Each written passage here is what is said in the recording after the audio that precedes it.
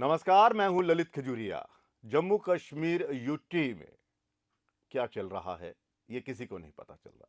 यहां पर कौन ज्यादा पावरफुल है, एलजी मनोज सिन्हा साहब या फिर जम्मू कश्मीर यूटी के मुख्यमंत्री उमर अब्दुल्ला साहब। अब ये पावर का जो खेल है वो आम जनता को समझ में नहीं आ रहा है, लेकिन इस पावर के टकराव को देखा जा सकता है। पिछले दिनों एलजी साहब ने बड़े पैमाने पर जेके एएस के जो ऑफिसर्स हैं उनके तबादले किए, जिसके तहत कई एसडीएम तहसीलदार के तबादले किए गए। यहां से वहां, वहां से दूसरी जगह शिफ्ट किया गया। और ऐसा लगता है कि इन्हीं तबादलों को लेकर उमर अब्दुल्ला सरकार जो है वो काफ़ी नाराज़ है। यानी कि दो सेंट्रिक पावर जो हैं वो आमने सामने आ गई हैं, क्योंकि उनके नेताओं के, उनके विधायकों के जो बयान आ रहे हैं उससे ऐसा ही लग रहा है कि पावर को लेकर टकराव है। दरअसल जम्मू कश्मीर में आम जनता को यह समझ में नहीं आ रहा है कि लोगों के द्वारा चुनी गई सरकार ज्यादा पावरफुल है या फिर एलजी मनोज सिन्हा यहां पर ज्यादा पावरफुल है। जम्मू कश्मीर यूटी है।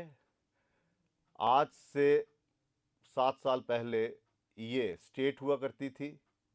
6-7 साल पहले, यानी कि 5 अगस्त 2019 से पहले ये स्टेट हुआ करती थी। लेकिन राज्य का पुनर्गठन होता है 5 अगस्त 2019 को, एक फैसला लिया जाता है जिसके तहत यहां से 370-35 को निरस्त कर दिया जाता है और फिर इसे दो हिस्सों में डिवाइड कर दिया जाता है, एक लद्दाख यूटी और दूसरी जम्मू कश्मीर यूटी। और उसके बाद सब कुछ बदल गया। इससे पहले यहां पर स्टेट का जो मुखिया हुआ करते थे, यानी कि चीफ मिनिस्टर, उनको सब कुछ पावर हुआ करती थी। लेकिन उसके बाद जब यूटी बनी तो यहां पर दो पावर सेंटर जो बन गए हैं। हालांकि जब चुनाव नहीं हुए थे तब सिर्फ एलजी साहब का ही हुक्म चलता था, ब्यूरोक्रेट्स का हुक्म चलता था। लेकिन अब जो यहां पर चुनाव हुए हैं, उन चुनावों में लोगों ने एनसी को चुना और नेशनल कॉन्फ्रेंस ने कांग्रेस और आज़ाद उम्मीदवारों के साथ यहां पर सरकार बनाई। यानी कि लोगों ने अपनी सरकार यहां पर चुनी। लेकिन जैसे ही सरकार चुनी उसके बाद कई ऐसे फैसले लिए गए जिसमें ऐसा लगता रहा कि एलजी साहब जो हैं वो ज़्यादा पावरफुल हैं। इसी दौरान उमर अब्दुल्ला साहब ने बाकायदा एक प्राइवेट टीवी चैनल को एक इंटरव्यू दिया। उन्होंने कहा कि ये जो दो पावर सेंटर्स बने हैं ये बकवास हैं, जबकि यहाँ पर मुख्यमंत्री को पावर दी जानी चाहिए। वरना आप ऐसा कीजिए, जम्मू कश्मीर को बाकायदा आप लद्दाख की तरह ही यूटी बना दें तो वो बेहतर रहेगा। कोई ज़रूरत नहीं है मुख्यमंत्री को यहाँ पर रखने की, क्योंकि उनके पास पावर ही नहीं है। आपने सुना होगा कई मरतबा उन्होंने इंटरव्यू में कहा है कि उस यूटी के मुख्यमंत्री बनने का फ़ायदा क्या है कि यहाँ पर अगर चपरासी को भी ट्रांसफ़र करने का मुझे मौका ही ना मिले, या फिर जो मुख्यमंत्री चुना जाए उसको मौका ही ना मिला। ये चुनावों से पहले था। लेकिन चुनावों में हिस्सा लिया, मुख्यमंत्री साहब को ये, उमर साहब को ये पता था कि अगर वो मुख्यमंत्री बनते हैं तो उनकी पावर्स क्या होंगी। लेकिन जैसे जैसे वक्त गुजरता गया टकराव सामने आता गया, और अब लेटेस्ट टकराव यही है कि एलजी साहब ने जिस तरह से फैसले लिए हैं ट्रांसफर्स को लेकर, शायद उसको लेकर सरकार जो है वो नाराज है उमर अब्दुल्ला की। और इसी को लेकर कहा जा रहा है, जो राजनीतिक गलियारों में चर्चा बनी हुई है, या फिर उनके विधायक या फिर उनके स्पोक्स पर्सन एनसी के, उनके द्वारा जो बयान आ रहे हैं वो कह रहे हैं कि लोकतंत्र में लोगों के द्वारा चुनी गई सरकार ही मजबूत होती है और उसी के पास ये पावर होनी चाहिए कि लोगों का भला किस तरह से किया जाए, और उनके पास ये पावर्स होनी चाहिए कि वो अपने मुताबिक किस तरह से फैसले लिए जाए।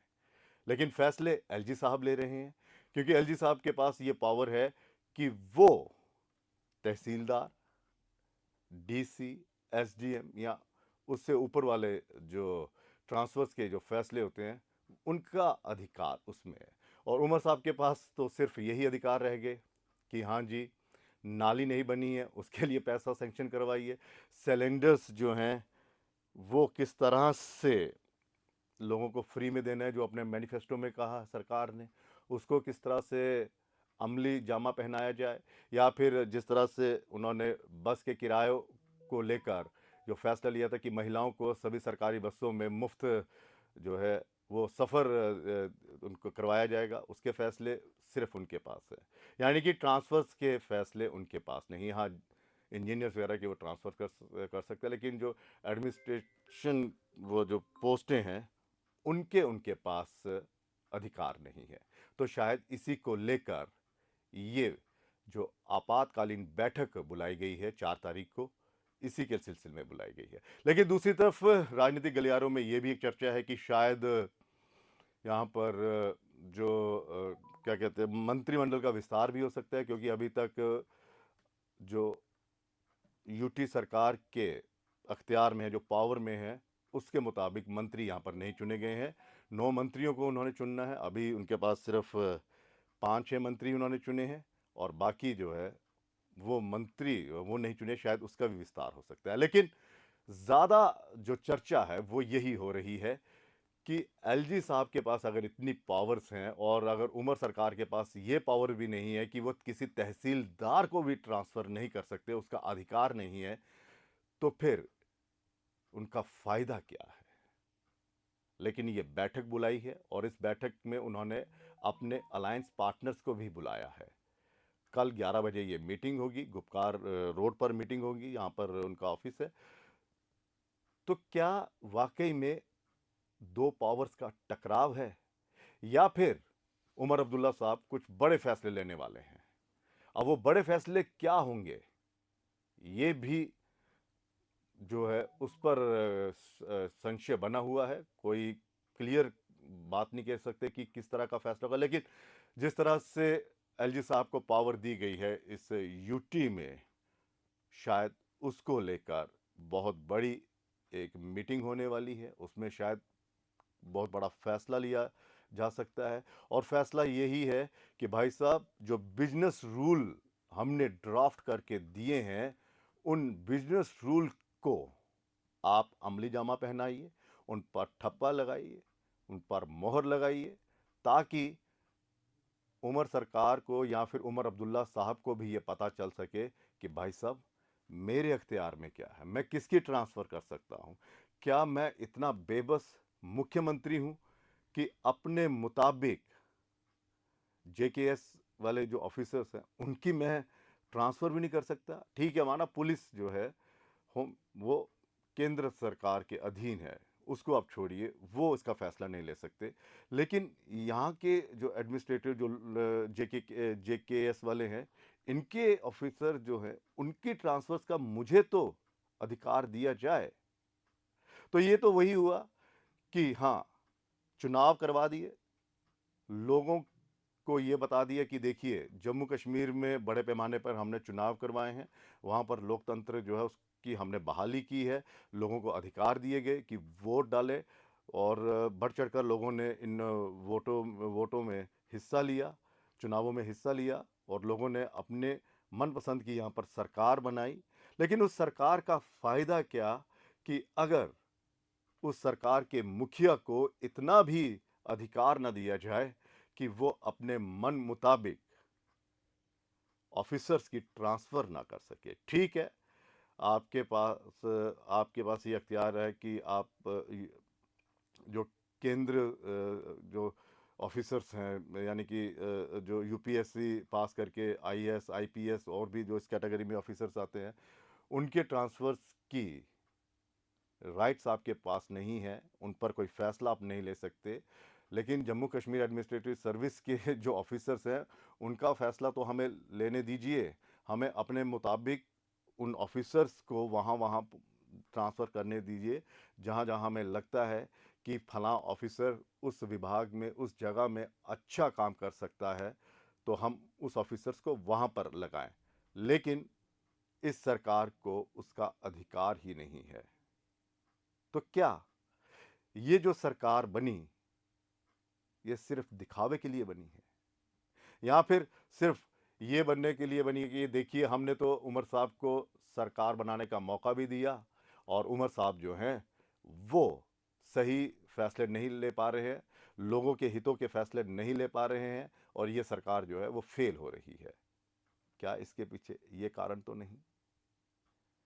कई ऐसे मुद्दे हैं जिससे साफ झलकता है कि नाम के ही ये मुख्यमंत्री हैं, असल में जो फैसले, बड़े-बड़े फैसले लिए जा रहे हैं, वो केंद्र के द्वारा ही लिए जा रहे हैं। हालाँकि एक बार फिर से यहाँ पर अगर गृह मंत्री अमित शाह जी की बात करें, केंद्रीय गृह मंत्री अमित शाह जी की बात करें, तो उन्होंने साफ कहा है कि जम्मू कश्मीर को बहुत जल्द राज्य का दर्जा मिल जाएगा, लेकिन वो कब मिलेगा, वो उन्होंने नहीं बताया। उन्होंने कहा कि सही वक़्त पर मिल जाएगा और अगर सही वक़्त अभी नहीं है, तो फिर सवाल उठता है वो सही वक़्त कब आएगा?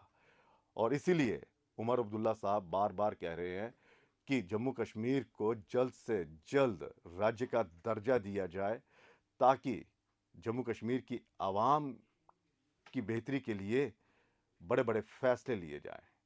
और कल की मीटिंग में ये साफ हो जाएगा कि ये मीटिंग जो आपातकाल में बुलाई गई है, इसका आखिर मकसद क्या है? क्या वाक़ई पावर टकराव का मकसद, वो पावर टकराव को लेकर ये बैठक हो रही है, या फिर उमर साहब को पता चल गया है कि हाँ, मेरी पावर इतनी सीमित है, मैं इससे आगे फैसले नहीं ले सकता, ये एक सीमा रेखा है, इसके पार मैं नहीं जा सकता। चलिए, उस सीमा रेखा के तहत मुझे अब यहाँ पर मंत्रिमंडल का भी विस्तार करना है, तो चलिए मंत्रिमंडल का विस्तार कर लिया जाए। ये भी एक हो सकता है, लेकिन अब इस मीटिंग में क्या कुछ होगा, ये देखना दिलचस्प होगा। लेकिन इतना ज़रूर है कि एलजी मनोज सिन्हा साहब ने जिस तरह से ऑर्डर किया है, शायद वो उमर सरकार को पसंद नहीं आया है और इसी नापसंदी को लेकर वो इस बैठक में कोई बड़ा फैसला ले सकते हैं। अब बड़ा फैसला क्या होगा? अब ज़हन में ये भी आ सकता है कि कहीं इस्तीफ़ा ना दे दें। अगर इस्तीफ़ा देना ही है, तो फिर सवाल ये भी उठता है कि आपने चुनावों में हिस्सा क्यों लिया, सरकार क्यों बनाई? क्योंकि ये तो चुनावों से पहले ही पता चल गया था, जब एलजी साहब को और ज़्यादा पावर्स दी गई थी, जिस 2019 अधिनियम के तहत जो राज्य का पुनर्गठन हुआ, उसके तहत दी गई थी। तो फिर आपने चुनावों में इतना हिस्सा क्यों लिया? या फिर वही बात कि हाँ, केंद्र सरकार से वो यहाँ पर पहले बैठक करेंगे, फिर केंद्र सरकार से मुलाकात करेंगे और उस मुलाकात में ये फैसला लिया जा सकता है कि भाई साहब दिल्ली में जाइए, बात करिए, क्योंकि लोग जो है वो हमसे जवाब मांगते हैं, हमसे सवाल पूछते हैं कि भाई साहब आपने सरकार बनाई है और हम क्या करेंगे। या फिर इस मीटिंग का मकसद ये भी हो सकता है कि गृह मंत्री अमित शाह जी भी आ रहे हैं, वो कह रहे हैं कि सुरक्षा का जायज़ा लेने यहाँ पर आ रहे हैं, क्योंकि जिस हिसाब से पिछले 5-6 महीनों के अंदर या फिर लेटेस्ट अगर 10-12 दिन की बात करें, तो सुरक्षा को लेकर जिस तरह से आतंकी जो हमले लगातार बढ़े हैं, आतंकियों की गतिविधियाँ जिस तरह से बढ़ी हैं, उसको लेकर भी ये बैठक हो सकती है कि अमित शाह जी के साथ मुलाकात करने का मौका मिले और उसमें इन तमाम मुद्दों को भी उठाया जाए। फिलहाल देखते हैं ये कि कल किस तरह की बैठक होती है, लेकिन इस बैठक को लेकर राजनीतिक गलियारों में हलचल जो है वो बढ़ गई है। फिलहाल इजाजत दीजिए, नमस्कार।